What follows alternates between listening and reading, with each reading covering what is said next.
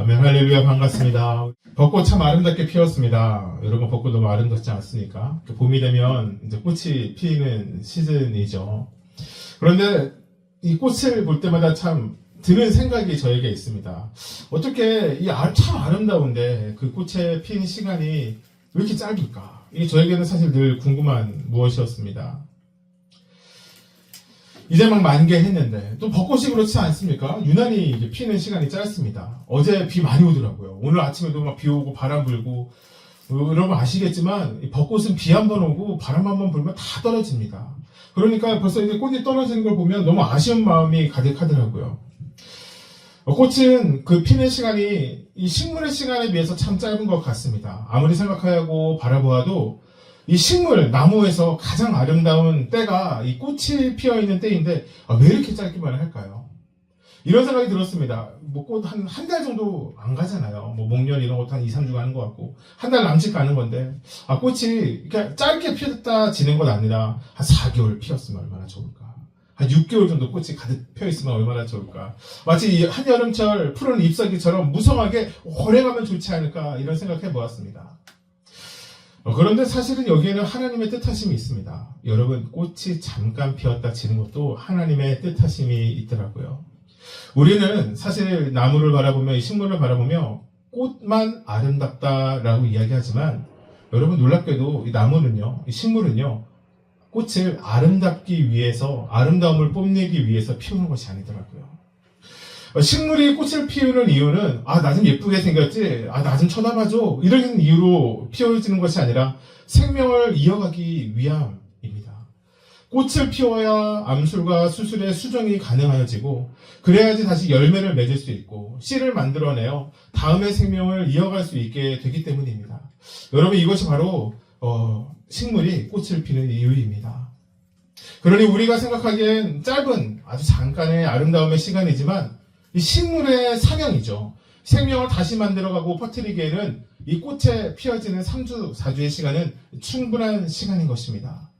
여러분, 그러니까 사실 우리가 꽃 빨리 지는 거 아쉬워할 필요 없습니다. 이게 왜냐하면 내년에도 이 나무는 어김없이 아름다운 꽃을 피울 것이기 때문입니다. 여러분, 그렇더라고요. 꽃의 사명은 아름다움이 아니라 생명을 이어감이 있습니다. 여러분, 예수님도 이 땅 가운데 그냥 오셨던 것이 아닙니다. 여러분, 예수님도 이 땅 가운데 사명을 이루기 위해서 오셨습니다. 바로 하나님과 우리 사이에 끊어진 길을 잇기 위해서 오신 것이 바로 예수님의 사명이었습니다. 여러분, 그 길은 그리고 우리가 다 알다시피 바로 십자가의 죽음이었습니다. 죽음 없이 부활이 없기 때문이죠. 사랑하는 여러분, 내일부터 고난지간 시작되어집니다. 우리의 삶의 주인 되신 예수님이 이 땅에서 마지막 사역을 정리하시고 제자들과 시간을 보내시고 십자가를 지신 의미 있는 시간, 그 한 주를 기념하는 시간이죠. 그런데 어쩌면 이 시대에 많은 그리스도인들이, 교회들이 고난의 주를 보내는 것에 좀 중요함을 예전만큼 두는 것이 아닌가라는 생각이 들게 되었습니다. 사실 그 마음이 무엇인지 이해가 됩니다. 십자가의 영광을 바라보는 것이 더 좋기 때문이죠. 십자가의 처절한 고통을 바라보는 것은 우리에게 참 어렵습니다. 여러분, 그래서 정말로 십자가를 온전히 바라보기 위해선 부활의 영광만 바라보는 것이 아니라 여러분, 이 십자가를 먼저 바라봐야 합니다. 십자가의 죽음을 바라봐야 합니다. 여러분, 죽음 없이 부활이 없습니다. 여러분, 부활이 없었다면 우리에게 놓여진 구원의 길도 없었을 것입니다. 이번 한 주 각자의 자리에서 정말 깊게 이 십자가 바라보시며 정말 그 가운데 예수님의 고통에 참여하며 나아가는 저와 여러분 되길 주님으로 축복합니다. 여러분, 오늘 하나님의 아들 예수 그리스도라는 제목으로 하나님의 말씀 전하기 원합니다. 예수님의 삶과 죽음도 정말 어쩌면 처음에 얘기했던 아름다운 꽃과 같았을지 모릅니다. 여러분, 오해하지 마십시오. 이렇게 꽃이 빨리 떨어져서 지었다라는 걸 얘기하는 것이 아닙니다. 짧은 공생의 시간이었지만 3년 반 그 사명을 감당하기 위해 이 땅에 오셨다라는 그 얘기를 하고 싶은 것입니다. 여러분, 예수님의 사역은 조금도 틀림없이 하나님의 섭리 가운데 완전하였습니다. 여러분, 믿으십니까? 여러분, 그러나 여전히 한편으로는 좀 아쉽기도 합니다. 만약에 예수님의 사역이 3년이 아니라 10년 정도 되었다면, 조금 더 긴 시간이었다면 정말로 얼마나 많은 더 은혜의 사건들이 성경 가운데 기록되어졌을까. 사실 제가 원고에 이렇게 썼거든요. 근데 제가 이 아침에 다시 이 원고를 보다 이런 생각이 들었습니다. 예수님 10년 사역하셨으면 설교자들은 참 힘들었겠다. 성경을 훨씬 더 많이 알아야 되니까. 하여튼 뭐 이런 생각이 들었었습니다. 여러분 말씀드린 것 같이 예수님의 사역은 이 땅 가운데서 다 이루어졌습니다. 여러분 그래서 예수님께서 십자가에 지실 때 이렇게 얘기하셨죠. 다 이루었다. 예수님의 사역이 다 이 땅 가운데서 온전히 이루어졌음을 보게 됩니다. 이 십자가의 죽음과 영광의 부활을 통하여 하나님과 우리 사이에 끊어졌던 구원의 길이 다시 열리게 되었기 때문입니다. 여러분 지난주 말씀 기억나십니까? 여러분 제가 살아가면서 느끼는 거는 지난주 말씀을 기억하는 것도 은혜이고 지난주 말씀을 기억하지 못하는 것은 더 큰 은혜이더라고요. 여러분 지난주 말씀 사실 사도행전 말씀이었는데요. 오늘 말씀과 매우 비슷한 것을 보게 됩니다. 왜냐하면 등장하는 사람들, 등장한 그 장소가 동일하기 때문이죠. 지난주 말씀 이랬습니다. 베드로와 요한이 태어나면서부터 안진뱅이를 일으켰는데 그 사람으로 인해서 성전에 소동이 일어나자 대제사장, 서기관들, 장로들이 모여서 베드로와 요한에 대해서 재판하던 것, 그게 지난주 말씀이었습니다. 여러분, 근데 그 일이 일어나기 전에 그에 먼저 예수님도 이곳에서 재판을 받으셨습니다. 오늘은 다음 주가 이제 부활주일인데요. 이번 주에 고난주간을 준비하며 그렇게 보내기 위해서 이 재판 가운데 있었던 이야기를 좀 들여다보려고 합니다. 우리가 들여다보려는 이야기는 이 재판의 내용이 아니라 이 재판이 얼마나 잘못된 재판인가를 좀 들여다보려고 합니다. 흔히 그래서 우리는 이것을 불의의 재판이라고 합니다. 잘못된 재판이라는 뜻이죠. 그래서 중요한 것은 이것입니다. 이것이 잘못된 재판인데 왜 예수님은 가만히 계셨을까? 왜 예수님이 그곳에서 잘못된 재판을 받으시는 것이 예수님에게 사명이었을까? 또 그리고 이 세를 살아가는 우리가 좀 어쩌면 정말 잘못된 세상 가운데 어떠한 사명으로 살아가야 하는지 여러분 그것을 깨닫게 되어지는 은혜의 시간 되시길 주님을 축복합니다. 여러분은 천국에 빨리 가고 싶으십니까? 여러분 저는 천국에 가고 싶은 소망이 있습니다. 그렇다고 빨리 죽겠다는 얘기지는 아니지만 하나님이 하나님 저를 부르실 때 가고 싶습니다. 여러 가지 이유가 있습니다. 가게 되면 그래도 정말 첫 번째 딱 이루어진다면 사실 성경 말씀을 보면 예수님 우리를 마중 나온다 하시니까 예수님을 먼저 볼 수 있겠죠. 예수님 참 보고 싶은 것 같습니다. 예수님 정말 어떻게 생기셨을까요? 잘생기셨을까요? 이 시대의 기준으로 바라보면 어떻게 생기셨을까요? 키는 크실까요? 저보다 작을 것 같긴 한데 날씬하셨을까요? 날씬하셨을 것 같기도 하고 이제 궁금한 건 여기입니다. 정말 예수님의 머리는 뽀글 파마일까요? 저는 이것이 참 궁금합니다. 여러분 이거 제 설교 들으시는 분들 많은데 제 머리가 뽀글 파마가 되었습니다. 정말 어쩌면 이런 핑계를 댈 수 있습니다. 머리 스타일이라도 예수님도 따라해보고 싶은 마음이 있는 건 아닌가. 그렇게 작게 삶의 한 점이라도 닮아가고 싶은 분, 그분이 저의 삶의 예수님입니다. 여러분 우리는 정말 예수님을 이렇게 이야기합니다. 인간의 몸으로 이 땅에 오신 하나님의 아들. 여러분 정말 그렇죠. 참 신이 참 인간으로 이 땅에 오셨습니다. 여러분 그래서 사실 예수님은 참 신이었지만 참 인간으로 이 땅에서 살아가셨다는 것을 여러분 우리가 잘 알아야 합니다. 여러분 그 얘기는 우리와 똑같은 모습, 우리와 똑같은 어려움, 우리와 똑같은 감정, 마음과 행동으로 이 땅에서 살아가셨다는 것입니다. 여러분 예수님이 기쁨을 하셨습니다. 여러분 예수님이 기뻐하셨습니다. 사랑하는 이 땅의 자녀들이 그 복음 가운데 자유케 되어질 때 예수님께 하나님께 돌아가게 될 때 예수님은 정말 기뻐하셨습니다. 아프고 묶여있고 자유롭지 못한 자들이 자신을 통해 하나님께 나아갈 때 예수님이 이렇게 얘기하시죠. 양 한 마리를 잃어버린 목자가 그 양을 찾게 되었을 때 잔치를 벌였다라는 그 이야기. 여러분 그 예화는 예수님 본인의 이야기였을 것입니다. 여러분 예수님도 인간이었기에 지치셨습니다. 여러분 예수님의 사역이 참 많았습니다. 예수님의 사역이 3가지였는데 뭐라고 했는지 기억나십니까? 이거 3가지 기억하시는 거 한 3주 전이었는데 가르치심, 선포하심, 고치심. 이 3가지. 처음 듣는 얘기죠? 할렐루야. 아주 축복합니다. 예수님의 사역은 끊임없이 마을과 마을을 걸어다니면서 그곳에 아픈 자들을 고치고 복음을 전하는 일을 하셨습니다. 정말 예수님의 사역이 이 사역자들에게 참 도전이 되는 것은 예수님은 항상 사역을 마치신 후에 하나님께 나아가 기도하는 시간을 가졌다는 겁니다. 저도 여기에 많이 따라가려고 저도 많이 노력을 합니다. 그럴 때마다 제가 느끼게 되는 것은 지친다라는 거죠. 예수님도 정말 피곤하셨던 것 같습니다. 여러분, 그래서 한 번은 풍랑이 있는 바다, 제자들과 함께 그 배를 타고 넘어갈 때 그 풍랑이 너무 쳐서 제자들이 죽게 되었으니 라고 하면서 예수님을 깨우게 됩니다. 근데 예수님이 그때 어떻게 하고 계셨냐면 그 배에서 주무시고 계십니다.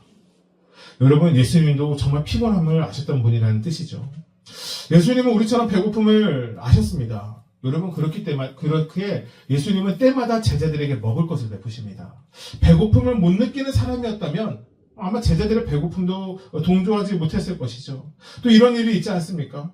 자신의 말씀을 듣기 위해 수많은 사람들이 들판으로 나왔을 때, 해가 져서 먹을 것이 없었을 때 작은 도시락, 빵과 물고기로 그 수많은 사람을 먹이셨던 것, 여러분, 그것이 예수님이 배고픔을 하셨고 예수님이 자신을 따르는 사람들을 사랑하셨기에, 여러분, 그분이 정말 참 인간으로 오셨기에 보이신 모습들이 아닐까 생각이 듭니다. 여러분, 성경 안에 예수님을 바라보면 정말 그분이 인간임을 깨닫게 됩니다. 이분이 정말 우리와 똑같은 감정과 이성을 가진 사람이라는 것을 보게 됩니다. 히브리서 4장 15절 말씀 한번 같이 읽어볼까요? 시작! 우리에게 있는 대제사장은 우리의 연약함을 동정하지 못하실 이가 아니요 모든 일에 우리와 똑같이 시험을 받으신 이로되 죄는 없으시니라. 아멘. 여러분, 예수님이 우리와 다른 것은 하나입니다. 죄가 없으셨다는 것입니다. 죄가 없으신 그분이 우리에게 오셨습니다. 참 신이지만 참 인간으로 이 땅에 와서 우리와 똑같이 살아가신 것입니다. 그런데 아마 성경을 통째로 예수님은 가장 힘들었던 시간이 어쩌면 우리가 읽었던 오늘의 말씀의 시간이 아닐까, 저는 그렇게 생각합니다. 여러분, 우리가 정말 힘들 때가 있습니다. 살아가면서 여러 가지 힘듭니다. 여러 가지 문제들이 힘들지만 그 중에 정말 힘들 때는 믿음과 신뢰가 무너지고 이 사랑하는 친밀한 관계가 깨어질 때, 즉 배신당했었을 때, 여러분, 이때 참 우리가 마음이 아프지 않습니까? 제자 중 한 사람이 자신을 팔아넘겼습니다. 예수님이 유다가 자신을 팔아넘길 것이라는 걸 알았습니다. 남은 제자들을 모두 도망쳤습니다. 모든 사람들이 자신을 죽이려고 듭니다. 그런데 예수님은 그곳에서 항변조차 하지 않으십니다. 아무 말하지 않으시죠. 왜냐? 이 시간이 자신의 사명임을 깨달았기 때문입니다. 철저한 고독의 시간, 십자가를 바라봐야 하는 시간. 여러분, 그분이 하나님의 아들이었으나 참 인간이었기에 그 시간에 정말 힘드셨을 것입니다. 시간을 조금 뒤돌려 보겠습니다. 예수님이 재판을 받기 전에 그날 하루의 시간을 보게 되면 아침에는 동일하게 이제 사역을 하셨습니다. 근데 이제 그날이 언제였냐면 6월절이 들어가는 시점이었죠.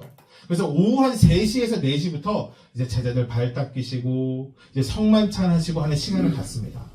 그리고 이제 늦은 밤이 되어서 제자들과 함께 겟세마네 동산에 올라가서 기도하셨습니다. 그리고 내려오는 길, 예수님은 끝까지 사랑한 제자였지만 예수님을 끝까지 사랑하지 못한 제자 유다가 예수를 팔게 되는 사건이 일어납니다. 혼자 간 것이 아니라 군인들과 함께 그곳에 있었고 예수를 은 30에 넘겨 팔아넘겼습니다. 그리고 오늘의 말씀이 시작됩니다. 53절 한번 읽어볼까요? 오늘 본문 말씀 53절 시작. 그들이 예수를 끌고 대제사장들에게로 가니 대제사장들과 장로들과 서기관들이 다 모이더라. 아까 제가 이 재판을 어떤 재판이라고 얘기했죠? 공의한 재판이라고 얘기했나요? 뭐라고 얘기했죠? 대답 좀 해주세요. 불의의 재판. 여러분, 잘 들으셔야 돼요. 이 재판은 잘못된 재판입니다. 불의의 재판이에요. 옳지 않은 재판, 잘못된 재판입니다. 왜일까요? 여러분, 우리가 지난주 말씀을 통해서 베드로와 요한이 언제 재판받았는지 알 수 있습니다. 이 잘못된 재판이 3가지 정도의 이유가 있는데요. 첫 번째는 무엇이냐면 재판이 열리는 시간이 잘못됐습니다. 두 번째, 이 예수 그리스도를 어떠한 잘못으로 이 재판에 참여하겠는지 이 죄목이 잘못됐습니다. 마지막, 재판에서 가장 중요한 증인들이 잘못됐습니다. 그러니까 재판에는 참 중요한 요소들이 있는데 이 중요한 3가지 요소가 다 잘못된 재판, 그래서 우리는 불의한 재판이라고 합니다. 여러분, 지난주 말씀 통해서 우리는 이 재판들, 사내들이 공회원에 의해서 드려지는 재판이 언제 열렸는지를 볼 수 있는데요. 사도행전 4장 3절 말씀입니다. 읽어볼까요? 시작. 날이 이미 저물었으므로 이튿날까지 가두었으나. 여러분, 이 이야기가 뭡니까? 밤에 베드로와 요한을 잡았습니다. 그들에게 문제가 있어서 잡았죠. 근데 밤이 지나가니까 재판을 열지 않습니다. 왜냐? 아침에, 낮에 사람들이 많이 모이는 시간에 재판을 열어야 했기 때문입니다. 여러분 이때 모였던 사람들이 누굽니까? 대제사장. 사실은 여기서 이따가도 얘기했지만 대제사장이 아니라 대제사장들입니다. 그 다음에 장로들, 서기관들. 모든 것을 결정하는 사람들입니다. 이들은 매우 권위적이고 위선적이고 겉으로 보이는 형식에 중요함을 두었던 사람들입니다. 여러분 보통 이런 사람들이 높은 위치에 잘못되고 나쁜 사람들이 보여지는 모습입니다. 권위적이고 위선적인 거. 형식에 중요성을 두는 사람들. 여러분 그래서 이들이 절대로 밤에 아무도 보지 않는 시간에 재판을 하지 않습니다. 재판을 해서 그 사람에게 이 결과를 알려줄 때 그 사람의 권위가 올라가기 때문이죠. 많은 사람들이 이 재판의 결과를 알아야 자기가 정말 그 재판을 내릴 만한 위대한 사람이라는 걸 알릴 수 있기 때문에 밤에 하지 않습니다. 그런데 이때는 다릅니다. 아무도 보지 않고 전해지지 않는 시간에 처리해야 할 사항이 있었던 것입니다. 두 번째, 이 재판이 왜 잘못됐다고요? 이 죄목이 마땅한 것이 없습니다. 그러니까 거짓된 이유를 찾습니다.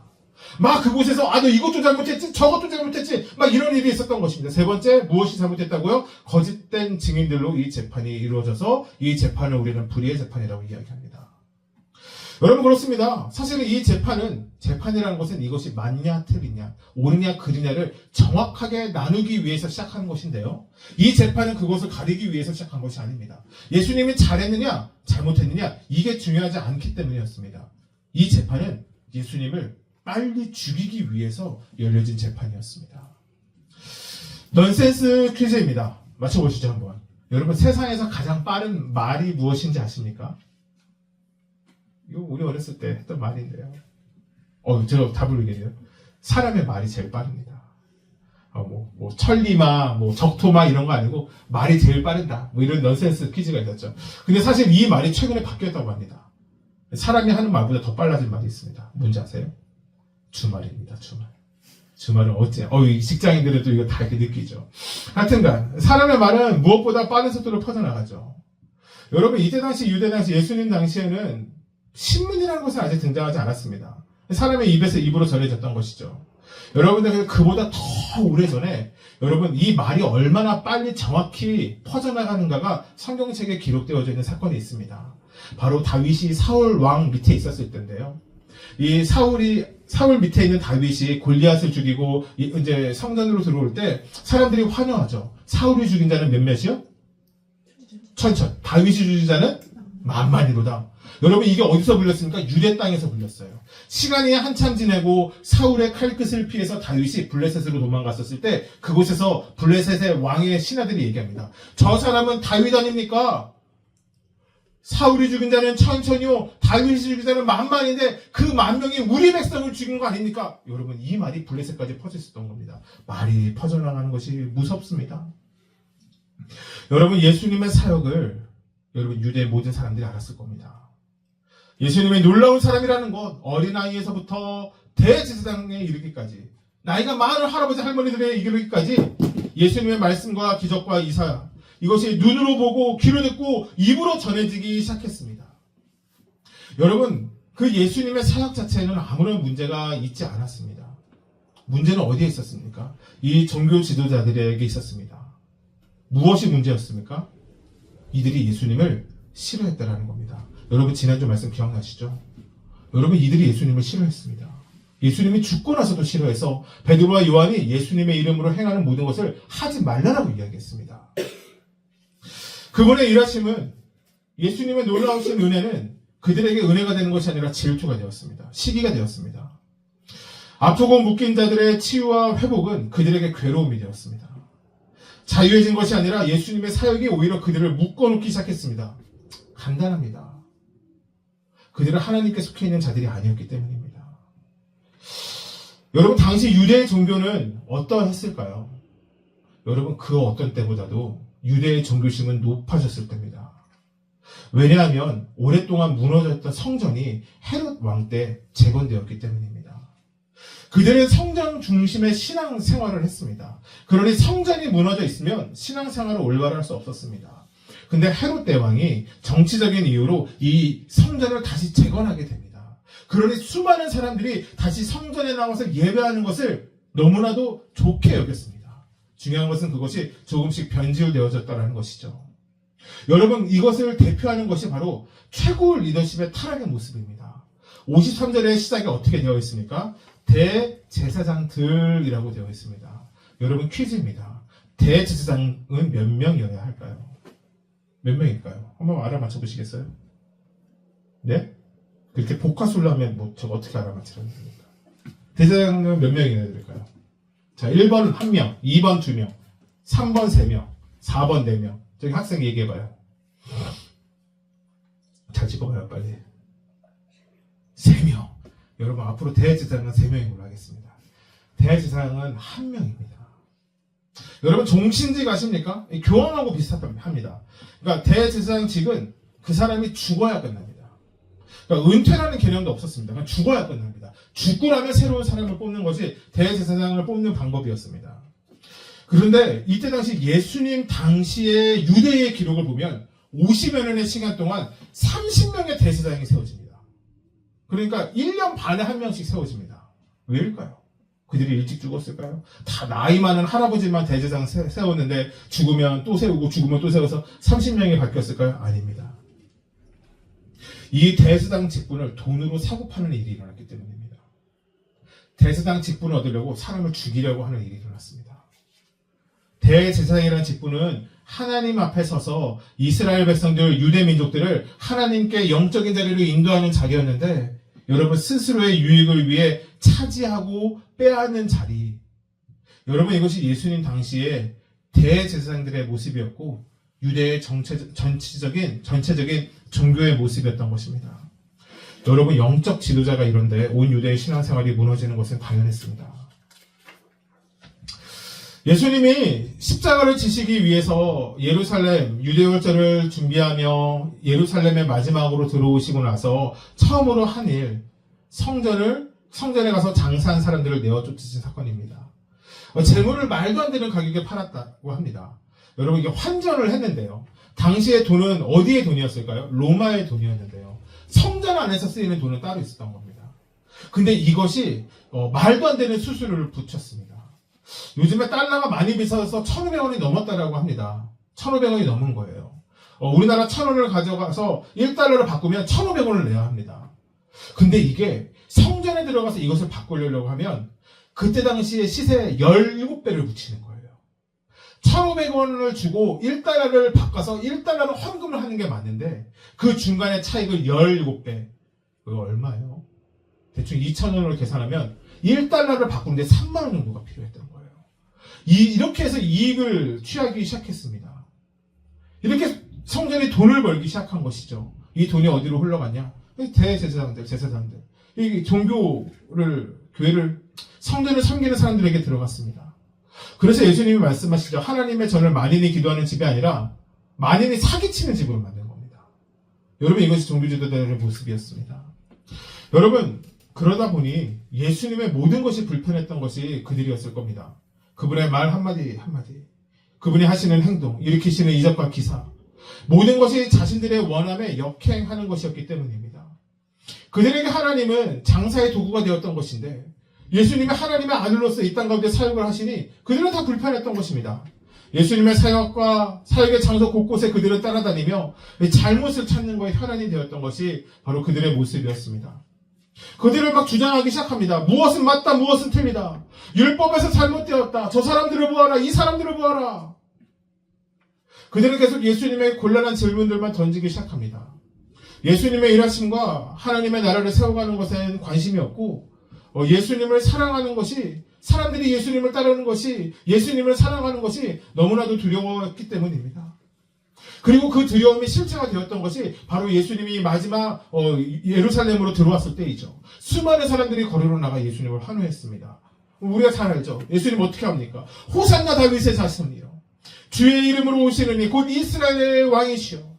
사람들이 종려나무 가지를 흔듭니다. 자신의 겉옷을 벗어서 거리에 깔고 예수님 오시는 길을 준비하고 환호하였습니다.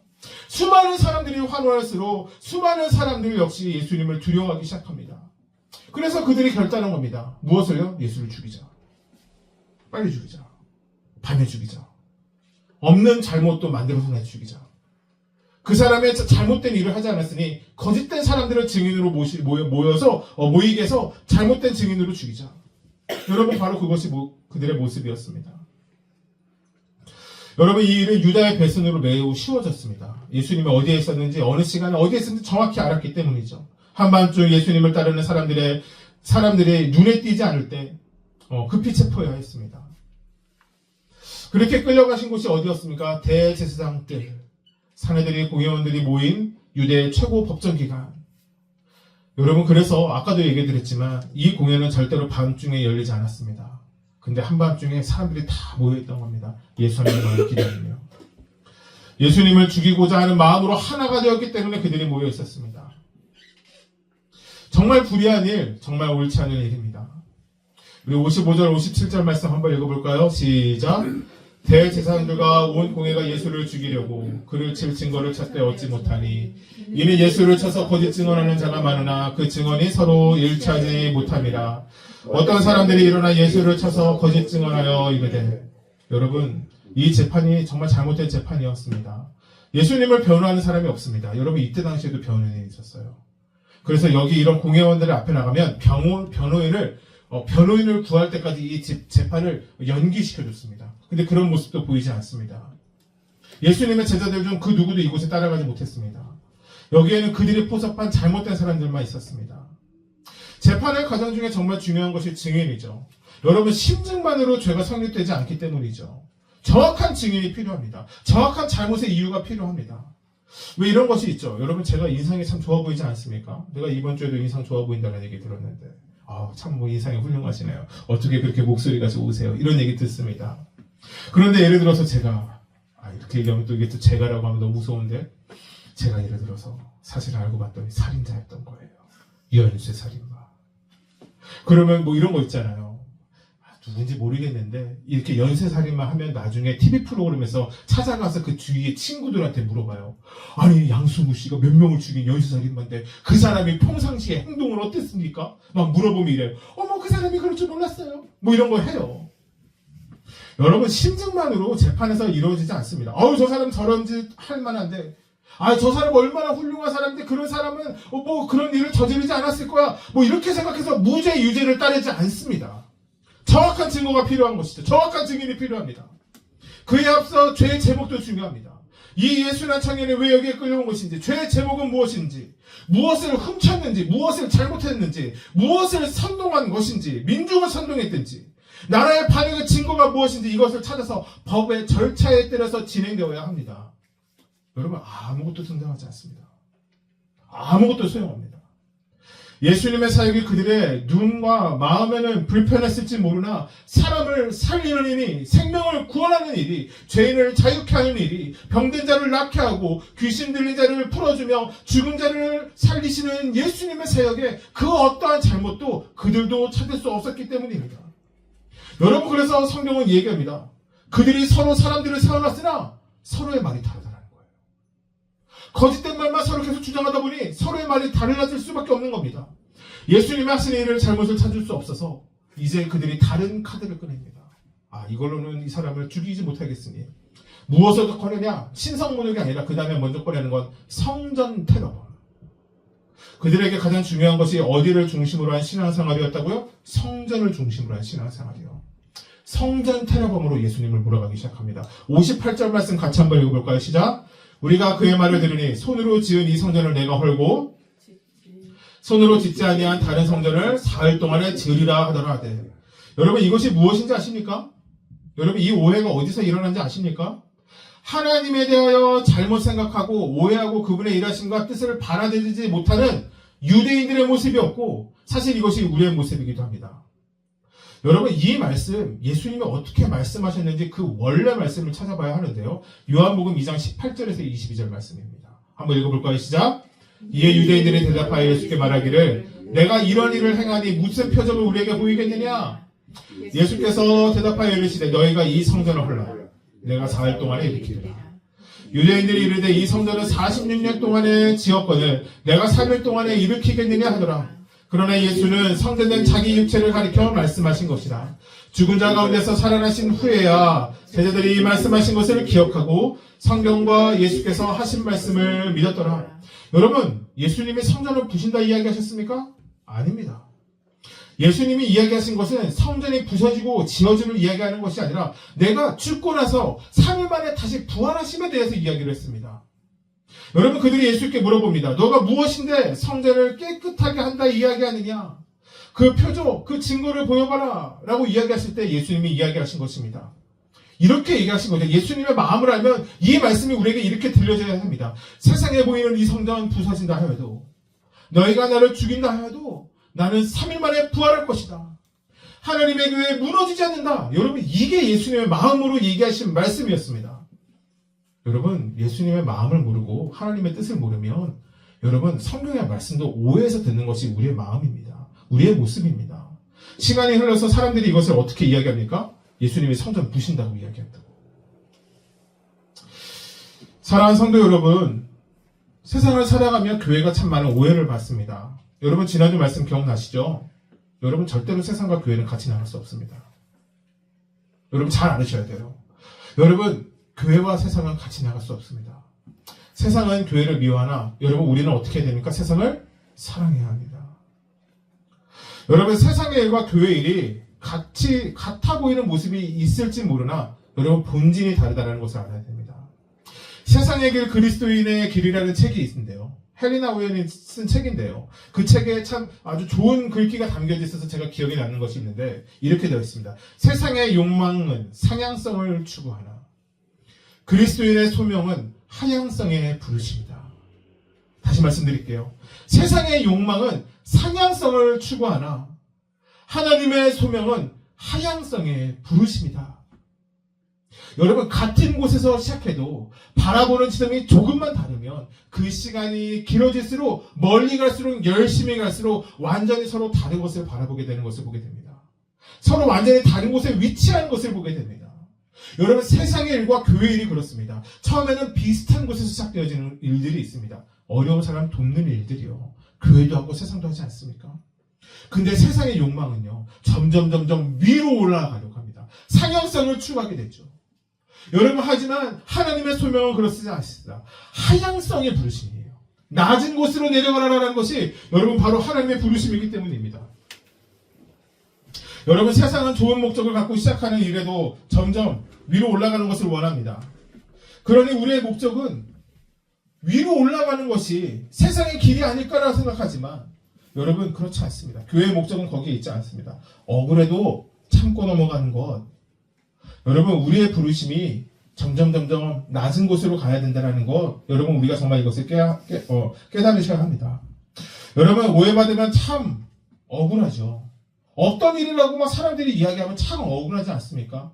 교회의 작은 실수, 아니 교회의 실수가 아니라 작은 다른 어떠한 면인데 세상은 물고 뜯으려고 달려들기도 합니다. 그러니 때로는 우리가 막 적극적으로 이 오해를 풀고 싶은 마음이 있을지도 모르죠. 아니, 좀 세상 가운데서 당당해지고 싶은 것이 또 교회의 모습일 수 있습니다. 뭐 이런 것이죠. 우리는 죄가 없다. 세상이 훨씬 더 잘못한 건 아니냐. 우리는 잘못이 없다. 여러분, 그러면 얼마나 속이 시원할까요?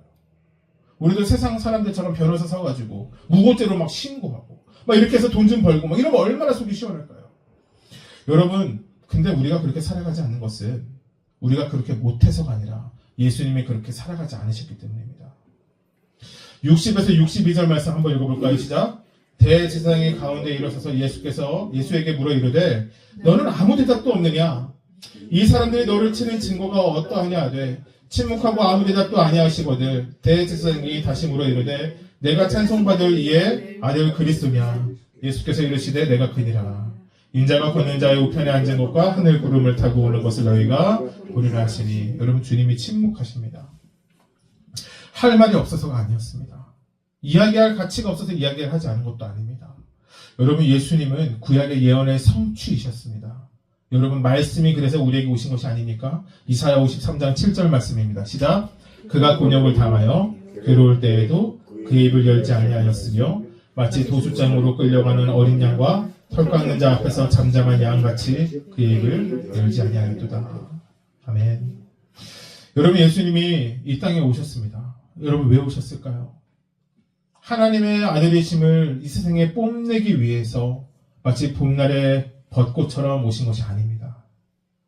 여러분, 예수님이 그렇게 사역하셨을 수 있었을 겁니다.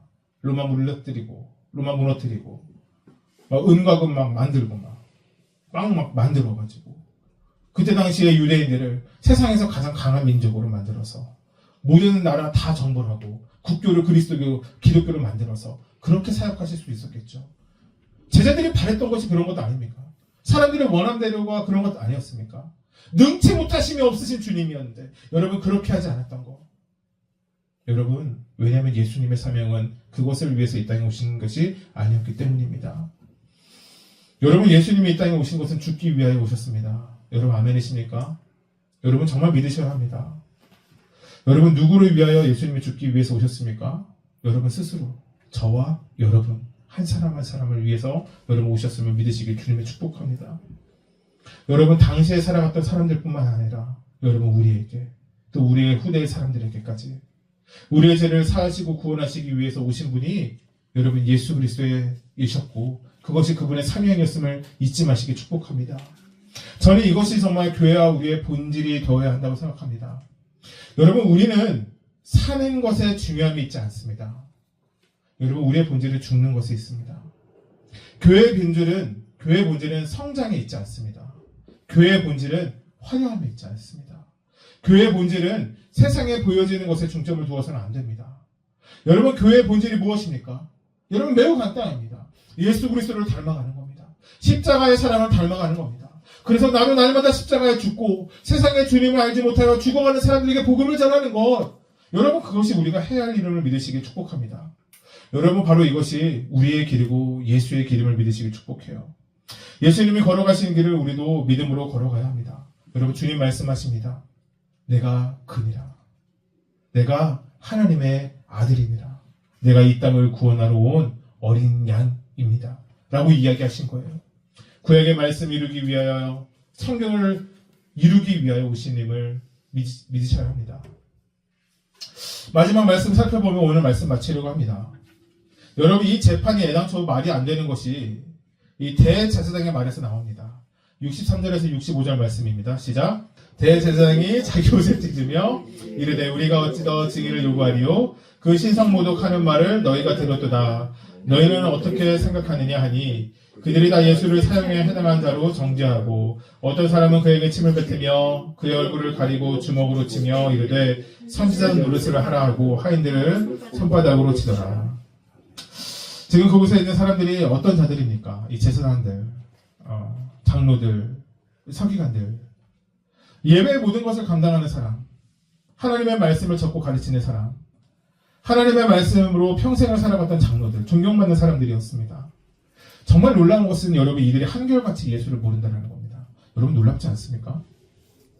하나님의 전에서 평생을 예배했던 사람이 하나님의 아들을 못 알아봅니다. 하나님의 말씀을 평생을 적고 가르쳤던 사람이 여러분 예수님을 못 알아봅니다.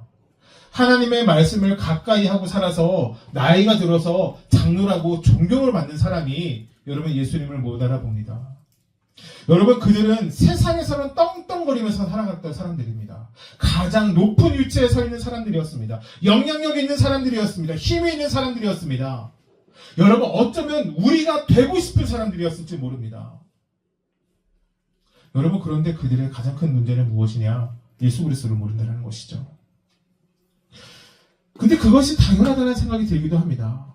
예수님을 그들이 모르는 것이 당연합니다. 여러분 제자들도 예수님을 모르지 않습니까? 여러분 정말 제자들이 예수님이 구원자임을 하나님의 아들이심을 진짜 믿었다면 예수님이 잡히시던 그때도 도망가지 않았겠죠.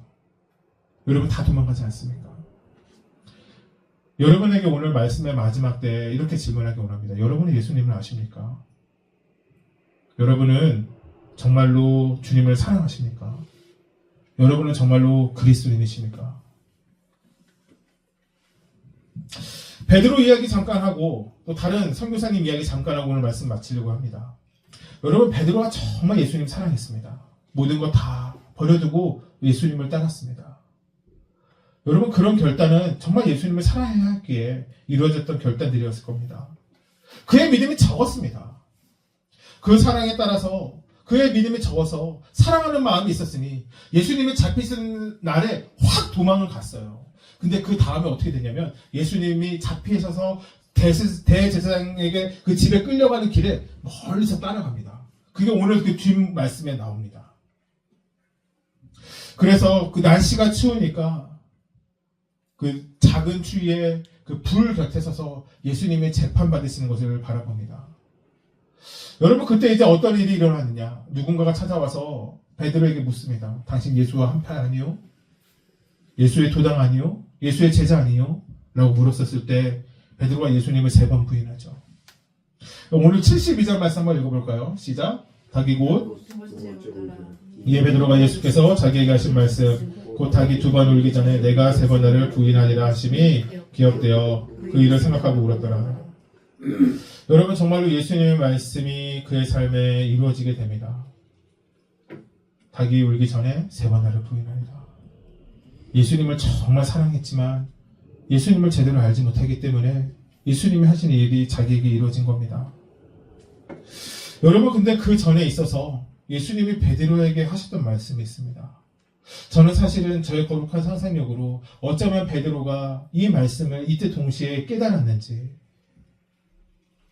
누가복음 22장 32절 말씀인데 제가 읽을게요. 그러나 내가 너를 위하여 내 믿음이 떨어지지 않기를 기도하였느니 너는 돌이킨 후에 내 형제를 굳게 하라. 베드로의 눈물, 베드로가 이곳에서 예수님을 부인하고 회개합니다. 그리고 우리가 지난주 사도행전 말씀을 통해서 보듯이 베드로는 완전히 다른 사람이 되어서 예수님의 사명을 감당하는 사람이 되었습니다. 어쩌면 그에게 떠올랐던 말씀이 이 말씀 아니었을까요? 예수님이 나를 향하여서 너가 나를 부인할 거야. 그 말씀이 한편으로는 눌렸지만 시간이 지나며 성령 가운데 베드로가 회복하기 시작했었을 때 너를 돌이킨 후에 내 형제를 굳게 하는 인생. 지금은 네가 개바이지만 앞으로 반석이 되는 인생. 여러분, 이것이 베드로의 모습 아니었을까 생각이 듭니다. 사도행전을 보니 정말 이해가 안 되는 것이 있었습니다. 그것이 베드로의 모습이었습니다. 어떻게 이렇게 변할 수 있었을까? 베드로가 어떻게 이렇게 변할 수 있었을까? 저는 사실은 오늘의 말씀의 본문을 참 좋아합니다. 왜냐하면 베드로가 지금 지난주 말씀에 서 있었던 곳이 오늘 말씀의 그곳이었기 때문입니다. 여러분은 살아가면서 실패의 장소가 있었습니까? 여러분은 다시는 가고 싶지 않은 아픔의 장소가 있으십니까? 사실은 말씀을 준비하며 제가 왜 이 말씀을 이렇게 좋아하는가 생각해보면 저에게는 사실 말씀을 전하는 이 시간이 저에게 오랜 시간 실패의 장소였기 때문입니다. 어떤 사람들은 저에게 이런 얘기를 합니다. 참 설교를 어떻게 그렇게 잘해요? 제가 이번 주에도 이제 예전에 알던 한 집사님이 저희 유튜브에 댓글을 달아주셨는데 말씀이 좋다라고 그렇게 댓글 달아주셨더라고요. 너무 감사하죠. 그런데 사실 저에게 이 자리가 실패의 장소입니다. 그래서 말씀을 전할 때마다 사실은 이 말씀이 기억이 나곤 합니다. 무너졌던 장소, 복음을 제대로 전하지 못했던 나의 모습, 말씀과 상관없이 살아갔던 사역자로서의 모습, 믿음이 조금도 없었던 나의 모습, 그저 기능을 행했던 사람, 이것이 저의 삶이었을 때가 있습니다. 그런데 성령 가운데 계속해서 주님을 붙잡고 살아가니 성령 하나님의 회복하심이 무엇인지 깨닫게 되었습니다. 그래서 이 장소가 이제는 저에게 실패의 장소가 아니라 회복의 장소가 되었고 무너짐의 장소가 아니라 일어섬의 장소가 되었습니다. 지난주 복음 한마디 전하지 못했지만 성경책을 전해주었던 토마스 선교사님에 대한 이야기 기억나시죠? 그가 죽어가는 때 성경책 한 권을 전했던 것이 그의 선교사역의 전부였습니다. 근데 그 성경책은 한문으로 기록되어져 있었던 성경이었습니다. 그 사건이 영국 전역에 전해지게 되었습니다. 한국 조선이라는 작은 땅에 배가 들어갔는데 불탔다라는 거예요. 그곳에 타고 있던 수많은 선원들도 상인들도 선교사도 죽음을 당했다라는 거예요. 불의한 일이 일어났다라고 영국 전체에 보도되기 시작했습니다. 잘못된 일이 일어났다라고 많은 사람들이 화를 내기 시작했습니다. 1873년이었어요. 여러분, 근데 이때 중국에 이 소식을 들은 한 다른 선교사가 있었는데 바로 존 로스라는 선교사였습니다. 근데 그는 중국에서 선교를 하고 있었을 때 이 불의한 소식이 그에게 전해들었었을 때 그의 마음 가운데는 이것이 단순한 불의한 일이 아니라 오히려 그 불쌍한 나라를 위하여 내가 그곳에 가서 복음을 전해야 되겠다는 마음이 들어오게 되었습니다. 여러분 놀랍지 않습니까? 모든 사람들이 잘못되었다라고 얘기할 때 그 잘못된 일이 이 사람에게 소망으로 변하게 된 것입니다. 그가 조선이라 대한 나라에 대해서 자료를 찾아보고 연구했었을 때 성경책이 한글로 된 그 나라의 언어로 되어 있지 않다는 것을 알게 됩니다. 여러분 그 사람이 9년을 일본과 중국과 많은 나라, 많은 한국 사람, 많은 일본 사람들을 통하여 그가 한글로 성경을 쓰기 시작합니다. 한국에 들어가지 못한 채로 오키나와 일본의 여러 도시 이렇게 해서 한글 성경을 만들기 시작해서 9년이 지났었을 때 처음으로 한글 성경이 나오는데 바로 그것이 누가복음이었습니다. 51페이지의 작은 책자, 그 책자가 한국 땅에 들어오게 됩니다. 그리고 이어서 나머지 사복음서가 완성되어지고 사도행전이 기록되어지고 신약성경을 만들어지기 시작하는데 놀라운 것은 아직 정식적으로 미국에서 기독교 선교사가 들어오기 전, 한마디로 선교사가 이 땅에 선교 활동을 시작하기 전에 이미 이 땅에 한국에 한글로 된 성경이 뿌려지기 시작한 겁니다. 여러분 어디서 시작합니까? 잘못된 것을 잘못되었다라고 이야기하지 않았었을 때, 불의한 것을 왜 이렇습니까? 라고 이야기하지 않고 그것을 갖고 기도하기 시작했을 때, 사랑하는 성도 여러분, 이번 고난 한 주간 정말 우리에게 믿음의 도전이 있기를 바랍니다. 여러분 우리의 삶에 믿음의 도전이 이루어지기 원합니다. 여러분 그리스도인은 오해받을 수 있습니다. 여러분 그리스도인은 고난받을 수 있습니다. 그리스도인에게 힘든 삶은 어쩌면 당연할지도 모릅니다. 여러분 근데 우리가 그 문제를 가지고 하나님께 나아갈 때 여러분 하나님의 새로운 역사가 우리의 삶 가운데 이루어질 것입니다. 여러분 이 시간 같이 한번 믿음으로 기도하며 나아갑시다. 하나님 우리의 삶 가운데 하나님 정말 주를 따라가는 놀라운 은혜의 일이 시작되게 하여 주시옵소서. 하나님 정말 우리가 예수 그리스도를 사랑하는 한 사람 한 사람 되어서 하나님 예수의 길을 걸어가는 우리에게 하여 주시옵소서. 우리 시간 주여 외치시고 믿음으로 기도하며 나아가기 원합니다. 주여